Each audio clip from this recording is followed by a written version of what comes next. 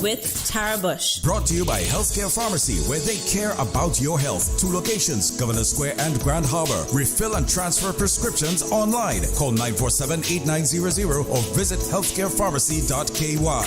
Also brought to you by Cayman Medical Center, Cayman's most awarded private medical clinic. And UHealth, International University of Miami. World-class healthcare in the heart of Miami. The Light Room, your holistic sanctuary for physical and mental restoration, repair, and rejuvenation. The power that made the body heals the body. 38 Pasadora Place, Georgetown. Find us online at www.thelightroom.ky or call 938-HEAL.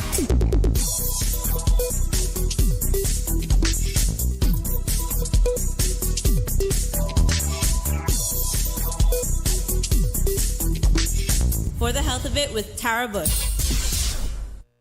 If you or your loved one is facing cancer, only Sylvester will stand firmly by your side at every step, from diagnosis through survivorship, providing you and your family peace of mind and assisting with everything you need before, during, and after your stay with us. Sylvester Comprehensive Cancer Center is South Florida's only NCI-designated cancer center and specializes in treating the most complex cancer cases. Your first-class cancer care is just a flight away. Learn more at sylvester.org. Hello and welcome to For the Health of It. I'll be interviewing Miss Rosa Harris. She is the director of the Department of Tourism in the Cayman Islands. And the focus of this interview is about honoring Women's Month and how a high-powered woman in her position is able to manage a marriage and her life and come out on top. Hello and welcome to For the Health of It. Good to see you. Thank you for having me, Tara. It's a pleasure to be here. I heard you speak at, it was a Celebrating Women Under the Stars. And I was like, we got to have her on the show because she impressed me so much when she talked about your health care. Talk to our audience. Tell us what made you start. It certainly has been a journey, and I share as much as I can. I try to think of myself as an open book when it comes to things that are working for me that I believe other people can benefit from. So 3 years ago, I had my thyroid out, and I definitely wasn't in the best of health. I had 2 surgeries that year, and I just was not feeling good. And as a result of the surgery, I lost my voice for 6 months. So I had the surgery in June, and my voice didn't come back until the week before Christmas. And I always say that was my Christmas gift. But during that time, I had a lot of reflection on, what am I doing? I knew I wasn't sleeping well. I knew obviously with work, I travel a lot. I keep long hours. There's a lot of engagement. But I wasn't really making time for myself so that my body could keep up with all of the demands and commitments that I kept saying yes to. And I'll talk about, saying yes and then saying no and how that can be a part of your health and wellness too. But I started with, first I did a test, the body mass test that you get on this machine and it rotates around. And that was very eye-opening because it wasn't all bad. It wasn't great, but it wasn't all bad because I've always been an active person. So my muscle mass came out as a positive, but I was very overweight. And all of the symptoms were there, like, knee pain, back pain, shoulder pain, insomnia. So for me, I just wanted to really get a handle on it. I'm the primary caregiver for my mother who has ailing health. And one day I just said, I want to be an active senior, because I know all of the comorbidities that are in my future. And I kind of wanted to delay the cycle. If I don't break the cycle, I at least wanted to delay it.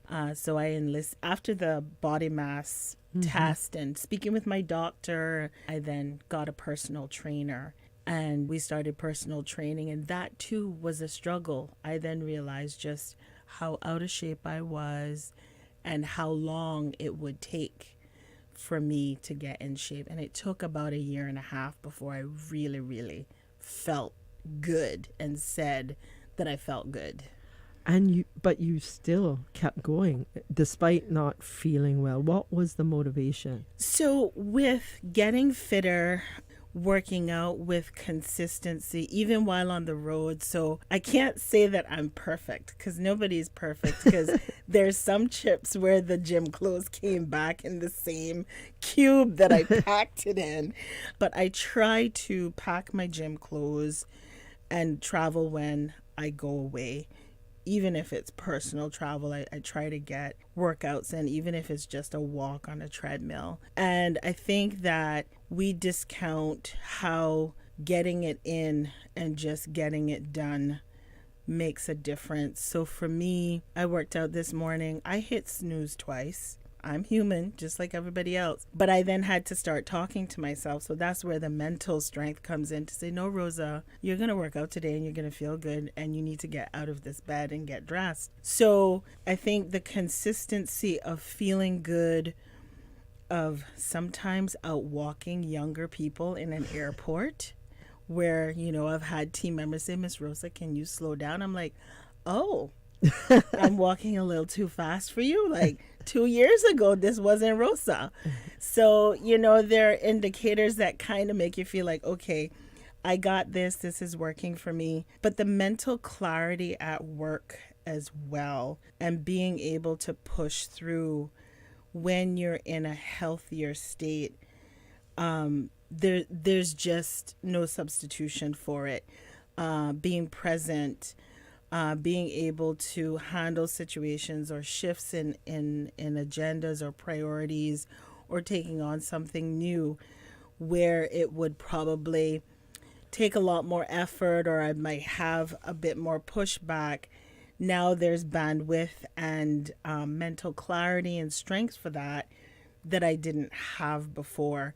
So all of the benefits of feeling well, you know, having really good days, having the endurance because I'm a healthier person, it's just a ripple effect of how it affects all of the people in your life as well, and how you show up for them.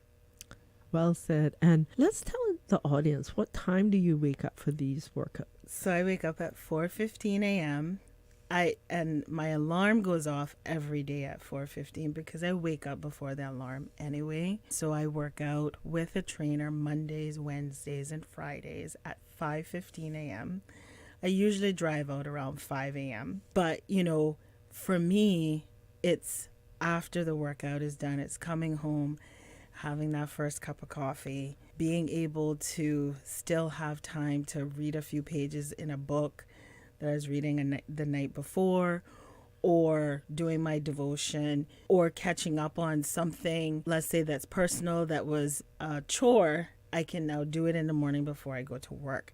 So whilst I don't battle traffic, that's my other thing. You know, I will be a 9:15er because I don't battle traffic and I don't live far from GAB. But I will maximize my morning to, whether it's put a load of laundry in the washing machine, and my biggest thing is making sure the sink is clear, loading the dishwasher, all of the things as a woman, you know.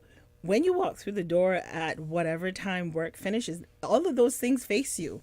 Mm-hmm. The laundry, the dishes in the sink, or preparing something. For me, I just flip it. I do it in the morning so I can have my evenings to, you know, take in the news, or again, read or catch up with family or friends. I just have more flexibility in the evenings, and I go to bed earlier. So, Miss Rosa, let's back up a little bit. Why did you have to get your thyroid out?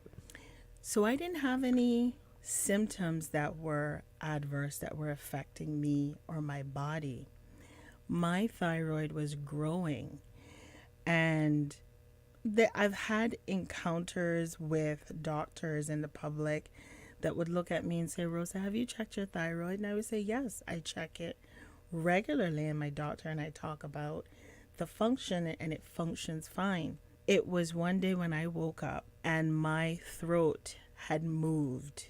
So it went from being up and down, north and south, to being slightly sideways.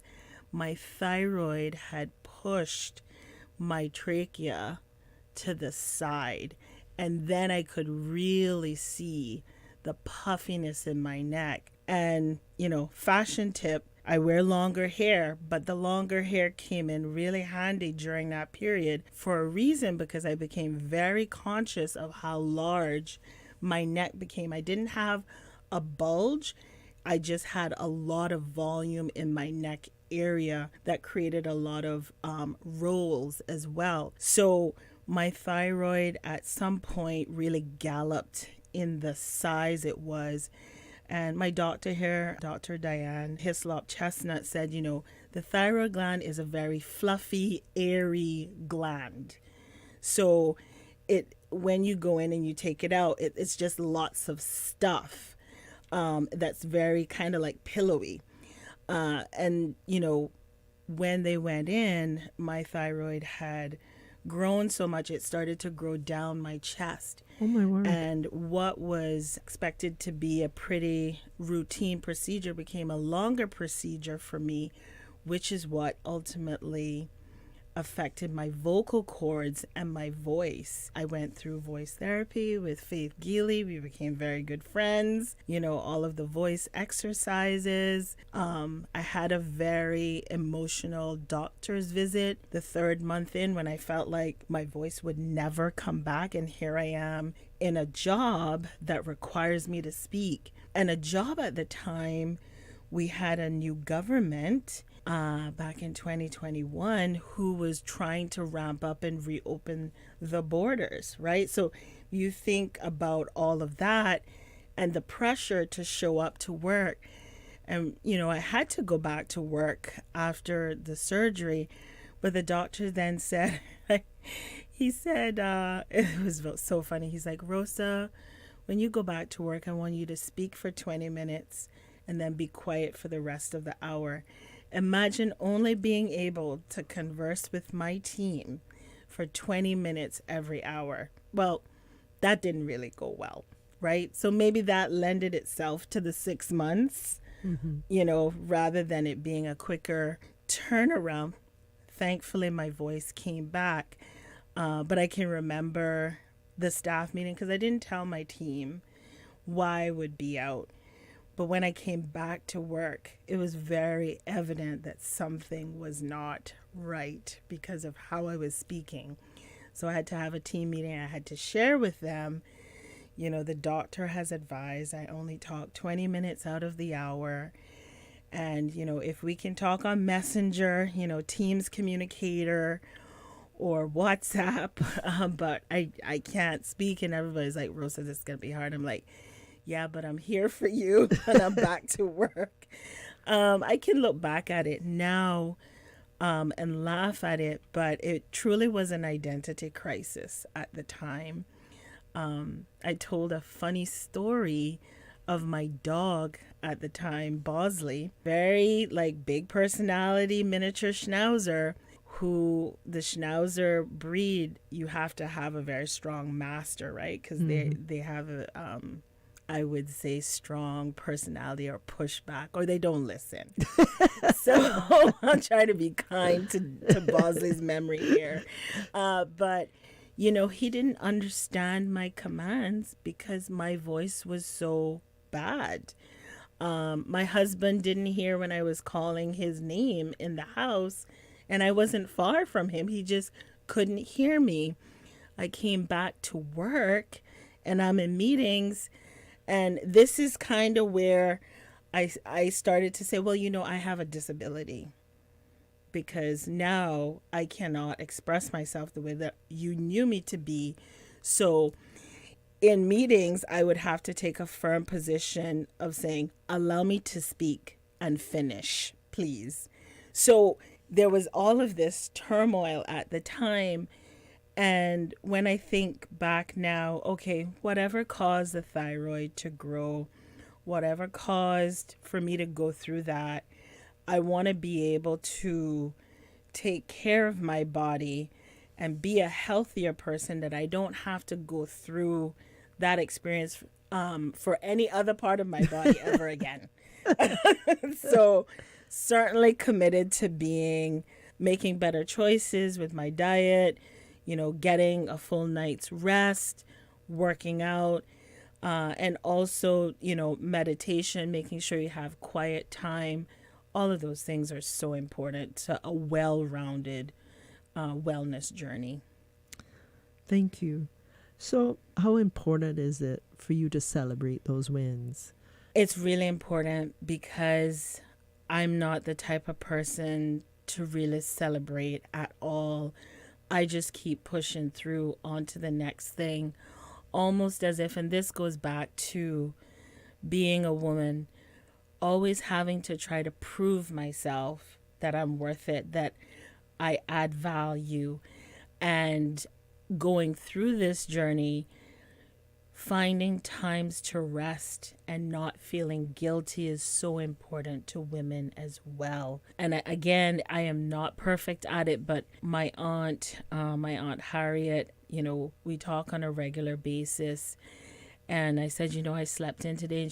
And her response is always, well, your body probably needed it. And that is what I would say to anyone who kind of finds themselves on a Saturday morning or a Saturday afternoon or a Sunday, and you find yourself taking a nap. Well, your body probably needed it. So don't feel guilty about that ever, taking a little time out to rest. Do you reward yourself like when you do the weekend, the 3 in a row, and get up at that, 4:15, get out of the house at 5 to make your workouts? Do you celebrate those wins? Or my celebration is balanced. So I used to be the person, or will do it when needed, that would just stay at work and just plow through with no possible end, losing yourself, and it's 9:00 and all the lights have gone off and you switch your light on many times just to stay working. And I think my celebration is, well, if I can find myself at home when the sun is still up, 6 p.m. at a regular time a person gets home, that's my gift to me for reclaiming my time and knowing what was absolutely necessary to get done today was done. And as they say, Rome wasn't built in a day. So if God willing, tomorrow I have that chance to go at it again, I will, with the same fervor and passion that I have for my work. And I think for me, doing the workout, feeling good, going to work, ending at a decent time, reconnecting with family and friends, that is the reward for me. I was never a really great friend, and I will tell my friends that thank you for being my friend, because I usually am not the one that's calling to follow up. My friends are following up with me because they'll say, where are you? Are you in Cayman, or are you traveling for work? Like, what are you doing? Can we meet up? And I've become a better friend in the way that I can check on my friends and say hi, how you doing, what's going on, etc., etc. Even more so now, I celebrated my birthday 2 Mondays ago on the 3rd of March. I turned 48, and I've lost a lot of classmates in the last year. So, in my view, every day is a gift that you have to be here on this earth to make a contribution. Just make it the best that you can possibly make it, and love as hard as you can. And being healthy is a big part of staying active and having longevity in life. Yeah, because you don't want longevity. You want to be quality of life with that. You just won't want to be existing, Yeah. So you kind of answered this question, but maybe if you want to, put a little bit more in there. As director of tourism, you have a lot of responsibilities to travel. You got your mom. I believe you're a business owner too? I am, yes. Okay, you're a wife. And you own you had a puppy. I don't know. Yeah, Bosley left us a year ago. Oh, I'm so sorry. Unfortunately. How do you balance all of this with your needs? Yeah, so I think, again, you have to get clear on what's important and what isn't, and who is important and what is vying for your time that can be managed. And that's a big one. If you think of all of the important people in your life, whether your spouse, brothers, sisters, siblings, extended family, parents, friends, and then there's work. And you see with work follows you now because we have these devices that are always on you. Yeah. So, and that's not a bad thing. In tourism, we're a 24/7 business. So, whether the port is open or the airport is open and we have people here, we have a need to ensure that we're available. But it's how you carve out your time. And I think for me, the biggest lesson was being present. I, 2 years ago, engaged a coach just to navigate work and then also some big things that I was going through. My mom wasn't very well in 2023. And, my coach said, do you have to do everything? Who can you identify to help you with that? And then the question was, do you believe that people like watching you doing everything by yourself? Or do you think that people would be excited to be a part of your world? Oh my goodness. The moment we had those discussions about community and how you can get people involved, I wasn't a bad kind of delegator or bringing people together as a team, because we work as a team, especially global teams. We have a US office, we have Canadian home-based team, we have a UK team in the government office in London. So we've always been kind of like that collective, but it's kind of like, Rosa, who can you talk to that can help you with this? And then we did a 360. And the 360 was, I want you to ask family, friends, team members, colleagues, these series of questions and listen. And it was a SWOT about me. And some family members felt as if I was not available enough. They understood the job, but they felt as if I wasn't available. And they also knew that I was not sharing what I was struggling with, work, life, or in general, given the thyroid and everything else. I just wasn't talking about it. And then team members said, well, I wish I could be a part of this project. Or, this is how I view you. So I was actually being harder on myself than I should have been. And I spoke about community at the dinner on Saturday night, because the most profound thing that came out of that 360 that I did was, and this was a year ago now, we did the 360. Tourism stakeholders said, we need more of your time. We need to see you more. We value your knowledge, your experience. We're still going through tough times, recovering our numbers to the best year ever, which was 2019. So if you could make more time for us, we value your time.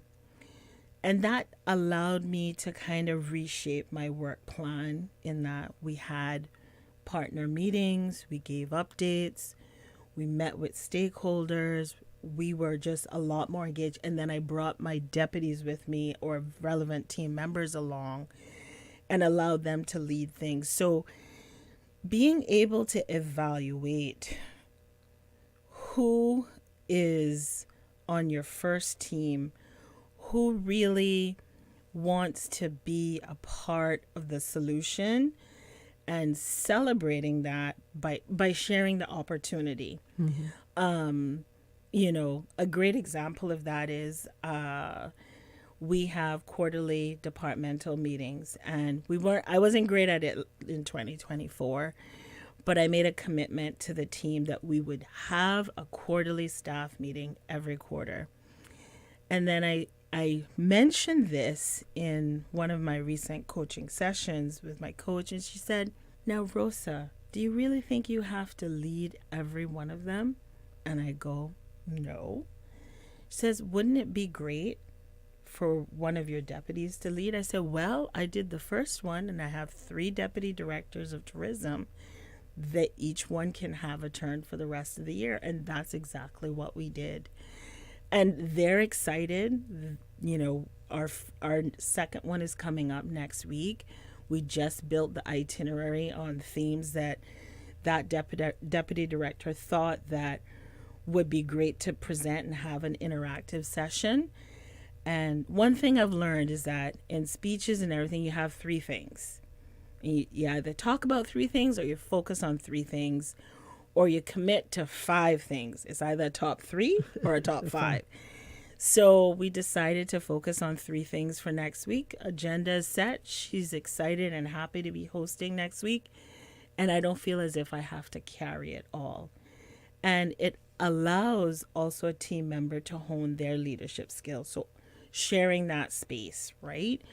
So I think that when you carry multiple roles, you have to look at your community and figure out what they need. For my family wants my presence because I travel a lot for work. So when I am home, I try to show up for them as much as I can, including my friends. And then for work, it is bringing people in closer to me and sharing with them. Even if it's not something to do, it's sharing an understanding of why we're doing it. So I would say that's kind of how I am juggling all of the roles. Final question. What would you like to share in particular for those struggling towards better health? What would you say to them at this particular time? Start small. It could just be a walk. It could be yoga. It could just be stretching. I can remember when all I could manage was stretching on the yoga mat at home because everything hurt. So I think that also we like to live in a world of denial. Do the medical, do the test, read the information, and listen to your doctors on the medical advice. I come from a family with high cholesterol, diabetes, cancer, high blood pressure, arthritis. I suffer from arthritis as a 40-year-old. I have high blood pressure and I've had it for many years. So, I lost my father most recently this year to cancer. So, you have to face reality that these things are hereditary, and in Cayman, it is clearly passed on. You can hear about a specific family name and know that family has, a history of XYZ. So take care of yourself and be real about it. I was in denial for a long time, and I had to take a really good look at what was happening with me and make a commitment that I needed to reverse some things and I needed to really change my status. And I haven't even reached my ultimate goal. I'm on my way. But even the journey feels good. Just the little progress. And it's amazing how it makes such a difference in, I have arthritis in my knees. I see the doctor for injections every 6 months.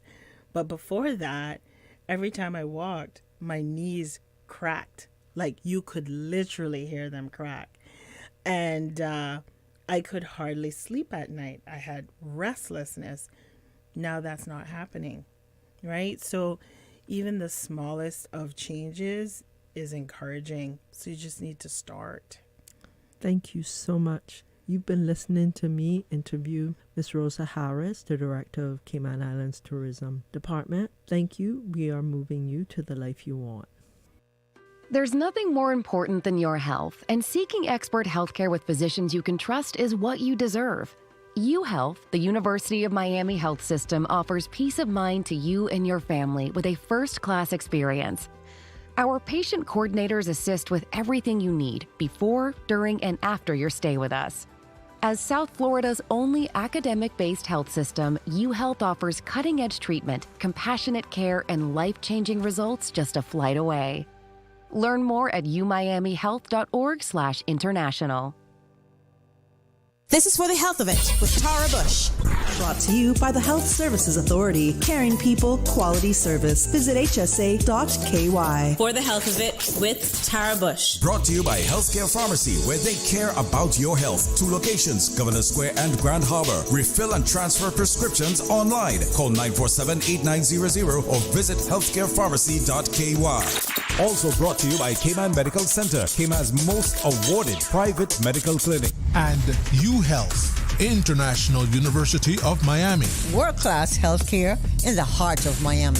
The Light Room, your holistic sanctuary for physical and mental restoration, repair, and rejuvenation. The power that made the body heals the body. 38 Pasadora Place, Georgetown. Find us online at www.thelightroom.ky or call 938-HEAL.